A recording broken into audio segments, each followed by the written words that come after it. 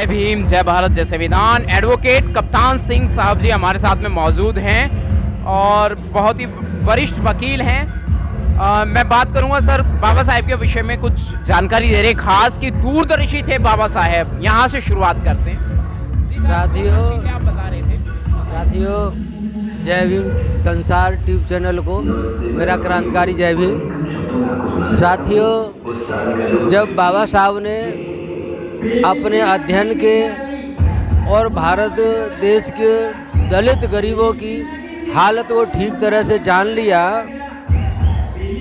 तो सन 1935 में बाबा साहब ने दलित शोषितों को एक सभा बुलाई और उसमें ये घोषणा की, और उनको इतनी अनुभव था कि वो सैकड़ों वर्षों का आगे पीछे देख लेते थे। तब बाबा साहब ने सभा को संबोधित करते हुए ये कहा था कि मैंने हिंदू जाति में जन्म तो लिया है, ये मेरे बस की बात नहीं थी, परंतु मैं हिंदू जाति में मरूंगा नहीं।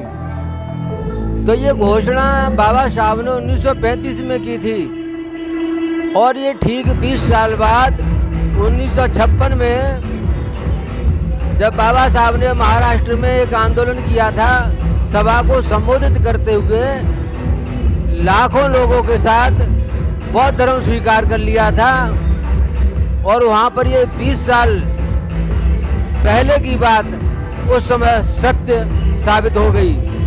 तो बाबा साहब को इतना एक्सपीरियंस था कि अपने सैकड़ों वर्ष आगे पीछे की देख करके ऐसी दलितों के लिए प्लानिंग बना गए कि आज मनोवादी लोग घबरा रहे हैं। बाबा साहब ने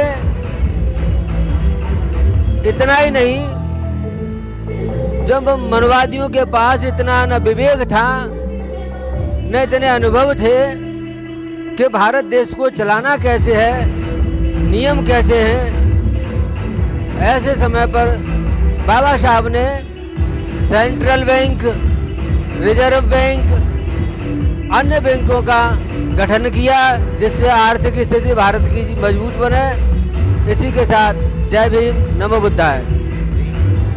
साहब ने बहुत अच्छी जानकारी दी है। मैं एक दो बाबा साहेब दूरदर्शी थे और बाबा साहेब मनुवाद के प्रहार से नहीं बच पाए। बाबा साहेब के पास साथ बहुत धोखे हुए उस समय, लेकिन बाबा साहेब देश के लिए बहुत कुछ करके मनुवाद को धोखा दे गए।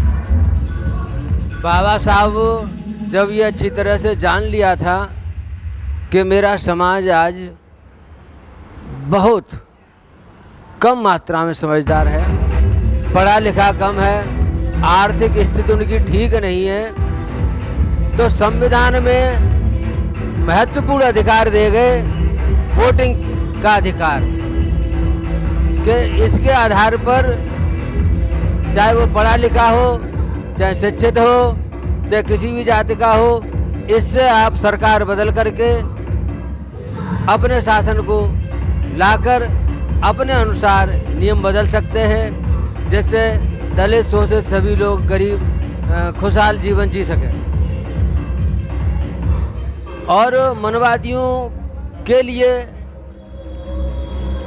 जब संविधान बना था तो मनवादियों के लिए एक दिमाग में कीड़ा उत्पन्न हो गया कि अगर हम जो संविधान के अनुच्छेद हैं अगर उनका पालन करते हैं तो दलितों को अधिकार देना पड़ेगा। तो वो बहुत ही जागरूक मनवादी विचारधारा ऐसी है, तो उसने संविधान के अनुच्छेदों में परिवर्तन करना शुरू कर दिया जिसका अधिकार ब्राह्मणों को ही मिल सके और दलित शोषित को वंचित किया जा सके। क्योंकि दलित शोषित इतना पढ़ा लिखा नहीं था कि उनकी रणनीति को जान सके और अपना बचाव आंदोलनों के माध्यम से कर सके, और कुछ शोषित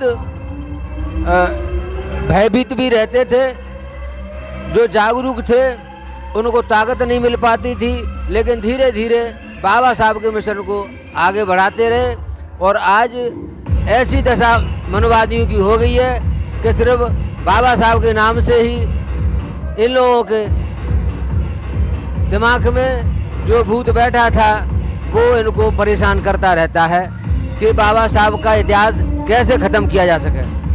जय भीम, नवोदय। बहुत बहुत साधुवाद सर।